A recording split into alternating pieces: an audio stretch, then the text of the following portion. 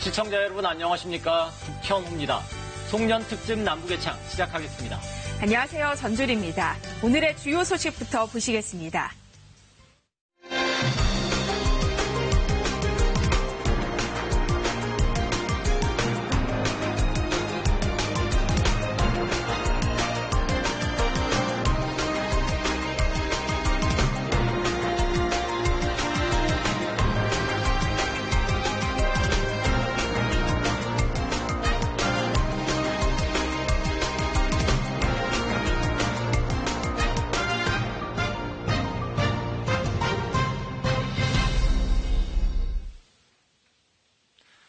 크리스마스 선물을 언급하며 긴장 수위를 높여왔던 북한. 하지만 우려했던 군사적 도발은 없었습니다. 대북 감시 태세를 한층 강화한 미국과 유엔 안보리의 대북 제재 완화를 요구한 중국을 두루 고려한 것으로 풀이되는데요. 하지만 북한이 제시한 연말 시한이 남아있는 만큼 긴장을 늦추기엔 이르다는 분석도 나오고 있습니다. 노동당 전원회의 결과 그리고 내년 김정은 위원장 신년사 내용이 향후 북미 관계의 가늠자가 될 전망입니다. 이슈의 한반도 정은지 리포터입니다. 아기 예수의 탄생을 기리는 성탄절. 사랑과 평화의 메시지가 전 세계에 울려 퍼지는 날이지만 서울과 워싱턴은 팽팽한 긴장감 속에 성탄절을 맞이했습니다. 성탄절 선물이 무엇이 될지는 미국 결심에 달렸다는 북한의 경고 때문입니다. 북한의 경고가 고강도 도발, 즉 ICBM 발사나 인공위성 발사로 해석되면서 긴장감은 한층 고조됐습니다. As always, it is our fervent prayer and hope that this day will usher in a season of peace. 미군은 북한의 도발에 대비해 첨단 정찰기 4대를 이례적으로 한반도 상공에 동시 출격시켜 북한을 정밀 감시했습니다. 더구나 위치 식별 장치를 모두 켜 민간 추적 사이트에 의도적으로 노출했습니다. 하지만 성탄절 전날에 이어 당일도 북한의 군사적 도발 움직임은 포착되지 않았습니다. 트럼프 대통령은 워싱턴을 떠나 플로리다 마러라고 리조트에서 휴가를 보내고 있습니다. 크리스마스 이브에는 멜라니아 여사와 근처 교회 예배에 참석하며 차분한 휴일을 보냈습니다. 트럼프 대통령은 북한이 성탄 선물로 미국을 위협한다고 해도 성공적으로 처리할 것이라며 여유를 보였습니다. 농담 섞인 답변도 내놨습니다. Let's see, maybe it's a nice present. Maybe it's a present where he sends me a beautiful vase as opposed to a missile test. Right? I may get a vase. I may get a nice present from him. You don't know. You never know. 미국 CNN은 이를 두고 북한의 불길하고 즐겁지 않은 약속에 대해 낙관적인 접근법을 취했다고 분석했습니다. 북한이 고강도 도발에 나설 경우 상응 조처를 할 것이란 경고 메시지를 보내면서도 어떤 선택을 할지 지켜보겠다는 뜻으로 풀이됩니다. 한반도 긴장 수위를 끌어올린 북한의 이른바 크리스마스 선물은 별탈 없이 넘어갔습니다. 하지만 북미 대화가 복원되지 않고는 언제든 북한의 도발이 현실화될 수 있는 만큼 당분간 팽팽한 긴장감은 이어질 것으로 보이는데요.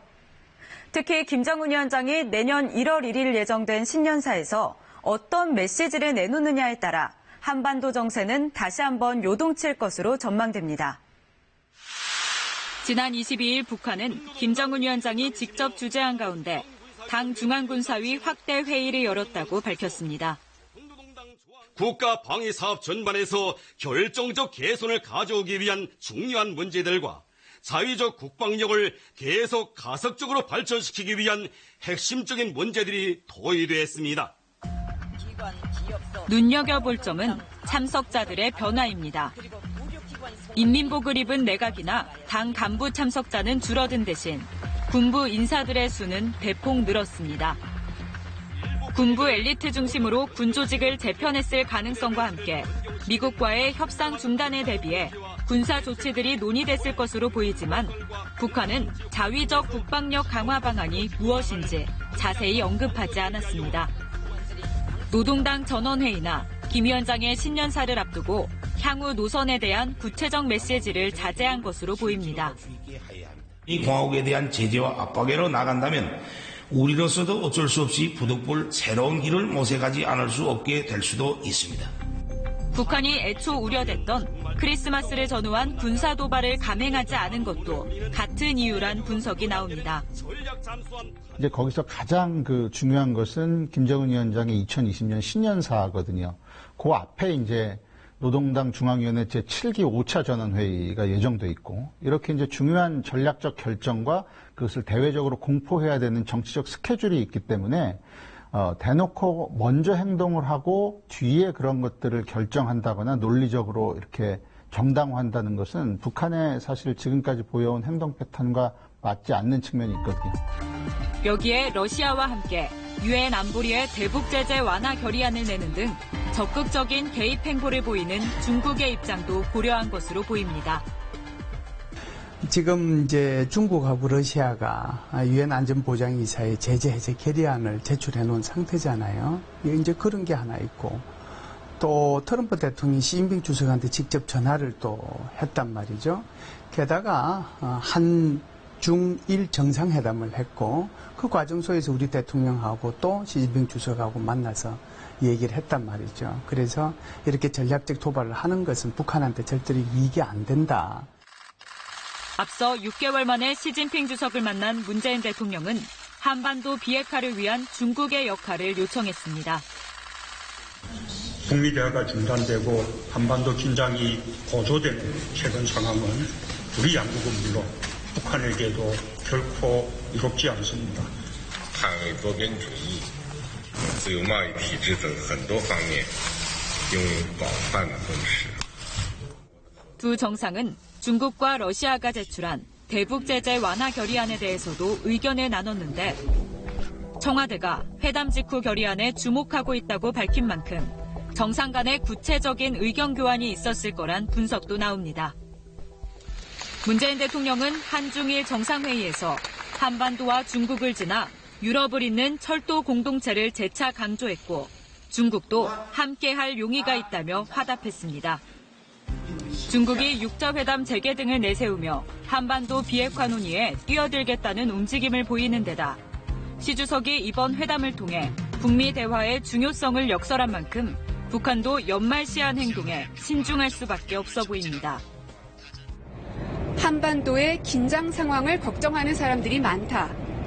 중한은 북미가 대화의 모멘텀을 이어나가게 하는데 힘을 모아야 한다라며 한반도의 평화에 일관된 지지를 보낸다고 말했습니다. 이런 가운데 청와대는 내년 상반기 시진핑 중국 주석의 방안이 확정적이라고 전했습니다.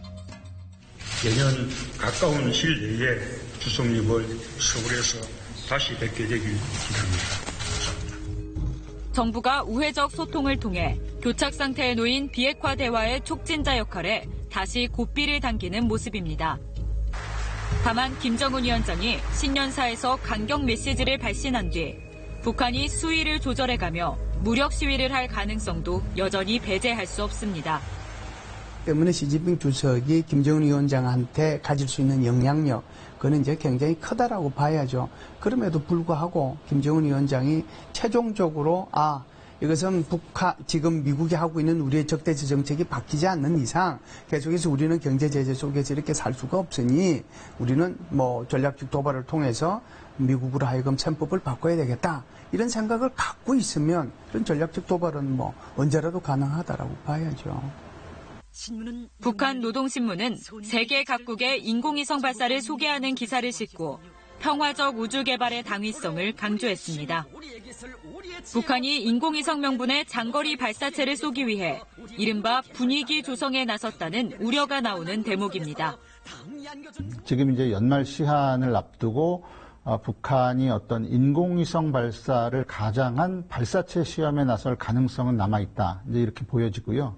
과거에도 북한이 이제 우주 개발에 대해서 주권 국가의 자주적 권리다 이런 표현을 종종 썼고요.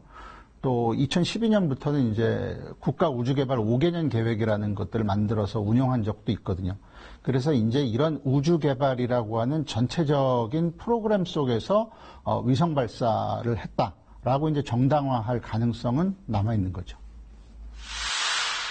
이런 가운데 유엔 안보리 결의에 따른 북한 해외 노동자 송환 시한이 지나면서 북한의 외화 확보는 더욱 타격을 입을 것으로 보입니다.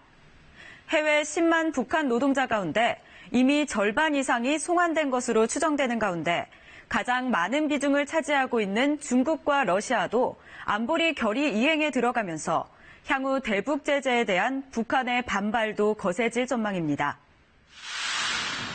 극동 개발 붐으로 고층 건물들이 속속 건설되고 있는 러시아 블라디보스토크. 공사장에서 익숙한 말소리가 들립니다.